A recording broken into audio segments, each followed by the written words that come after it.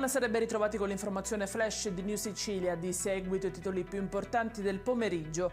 In apertura lo stanziamento di 8 milioni di euro per gli alunni con disabilità in Sicilia. Questa è la cifra assegnata dall'assessorato regionale della famiglia e delle politiche sociali a favore degli studenti che frequentano le scuole siciliane. Non ce l'ha fatta Vincenza Sparacio, una delle due sorelle investite a Carini nel Palermitano lo scorso 11 novembre mentre attraversavano la strada. La donna si è spenta dopo quasi un mese di ricovero all'ospedale Villa Sofia. E rimaniamo in tema di incidenti stradali, ma ci spostiamo a Carlettini, nel Siracusano, dove uno studente di 17 anni, Marco Floridia, ha perso la vita. Il giovane si trovava in sella a un mezzo a due ruote quando si è scontrato con un'auto guidata da una donna.